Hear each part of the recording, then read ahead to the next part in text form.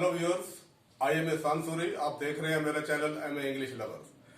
First of all viewers, मेरे channel को subscribe करते हैं और उसकी बेल को प्रेस करते हैं ताकि आप मेरी हर आने वाली वीडियो को देख सकें। व्यूअर्स, आज हम डिस्कस करने जा रहे हैं biography of John Keats. John Keats जो कि बहुत अर्ली एज पे इसकी डेथ हो गई थी और 24-25 ईयर्स में इसकी डेथ हो गई थी। और इसको जो है हम पोएट ऑफ रोमांटिसिज्म भी कहते हैं, पोएट ऑफ ब्यूटी भी कहते हैं और पोएट ऑफ सेंसस भी कहते हैं। तो पोएट ऑफ रोमांटिसिज्म यानी कि इसने जो है वो एक रोमांस दिया है लोगों को, इसने एक लव दी है। और रोमांटिसिज्म जो है इसकी हमें शायरी में मिलता है और इसके साथ साथ जो है ये ब्यूटी को भी जो है वो डिफाइन करता है। और बल्कि इसकी बहुत खूबसूरत लाइन है कि beauty is truth and truth is beauty. और पोएट ऑफ सेंसस जो है वो इस सेंस में कि ये जो हमारे कुछ बॉडी की जो सेंसेस होती हैं, जैसे टेस्ट है, जैसे लिसनिंग है, जैसे वॉइस है, जैसे टच है, जैसे एक स्मेल है और इसी तरह से एक टेस्ट है। तो इन चीजों को जो है इसमें बड़ी खूबसूरती से जो है वो माशरे पर, सोसाइटी पर जो है वो इसको इस्तेमाल किया है। और इस तरह से इसको हम पोएट ऑफ सेंसस भी कहते हैं। तो व्यूअर्स, इसकी जो लाइफ है ये 1795 में 31 अक्टूबर को लंदन में इसकी जो है पैदाइश हुई। और इसकी बेडरक है कि बहुत ही एक चाइल्डहुड में इसके जो फादर हैं वो उनकी डेथ हो गई थी। और इनके फादर जो थे वो हॉर्स कीपर थे, यानी कि वो घोड़े पालते थे। और इसी तरह से एक दफा जो है वो घोड़े से गिरे और उसी में जो है गिरने के बाद जो है उनकी जो है वो डेथ हो जाती है। और इस तरह से इनकी जो मदर है जॉन कीट्स की, वो सेकंड मैरिज कर लेती हैं और जॉन कीट जो है वो अपने ग्रैंडफादर की जो है लुक आफ्टर में चला जाता है। यानी कि इसका जो जब बाप फौत होता है तो वो अपने दादा की तरफ चला जाता है और इसकी मदर जो है वो दूसरी शादी कर लेती है। और इस तरह से इसकी जो मदर है वो भी जब इसकी एज जो है वो 15 साल की होती है तो उसकी मदर की भी जो है वो डेथ हो जाती है। और इसकी जो मदर की डेथ होती है वो टीबी की वजह से होती है।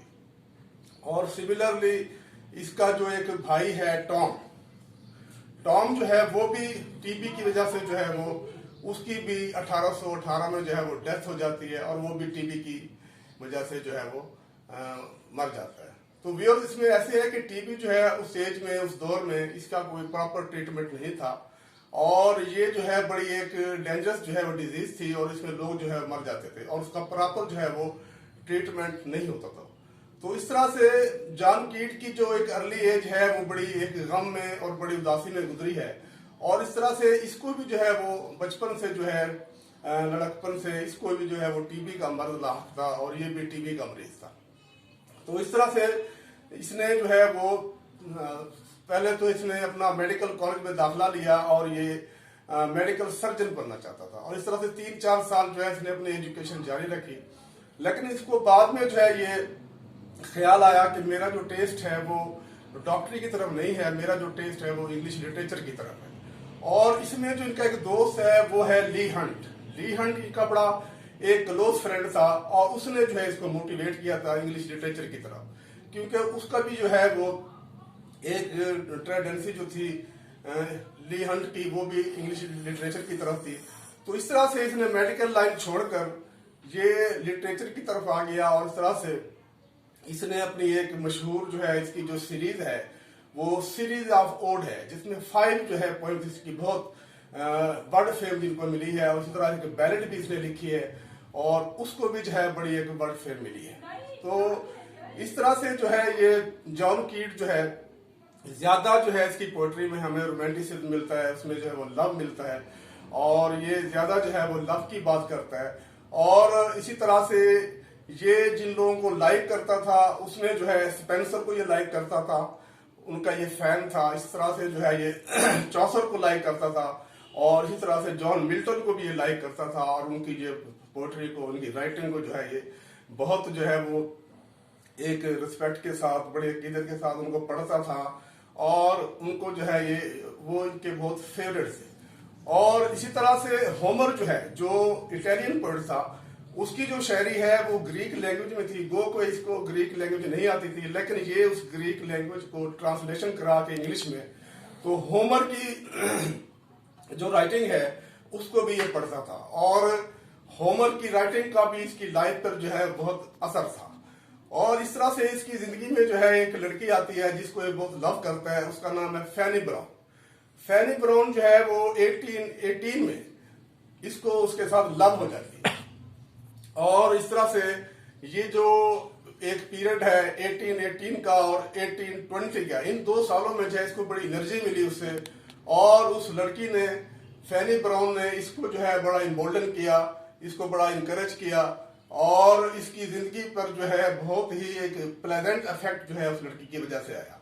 और इसने ये समझा कि अब जो है मेरी जिंदगी में जो है कुछ बाहर आ गई है और मैं जो है अब इससे जो है वो शादी करूंगा। लेकिन बैड लक के ये उसके साथ जो है वो शादी नहीं कर सका, क्योंकि इसकी जो डिजीज है वो इतनी बढ़ गई थी कि अब जो है ये समझता था कि अगर मैंने इससे शादी कर ली तो इसकी जो लाइफ है वो बर्बाद हो जाएगी या उसकी लाइफ जो है वो यानी कि खराब हो जाएगी। और इस तरह से ये समझता था कि मेरी जो बीमारी है वो ऐसी लास्ट स्टेज पे है कि मैंने अगर इससे शादी की तो इससे जो है इसको फायदा नहीं होगा और इस तरह से इसकी जो लाइफ है वो अनप्लेजेंट हो जाएगी।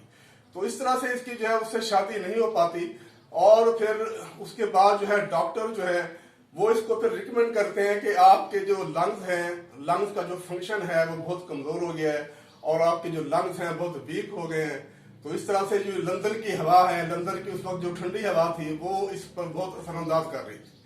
तो डॉक्टर ने इसको मशवरा दिया कि आप जो है वो लंदन से इटली चले जाएं। इटली का उस वक्त टेम्परेचर जो है वो बड़ा अच्छा होता था और वहां पर कुछ गर्मी ज्यादा होती थी।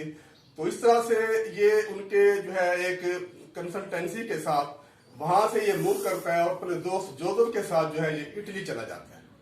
और इटली जब ये जाता है तो ये 1820 में वहां से मूव करता है लंदन से।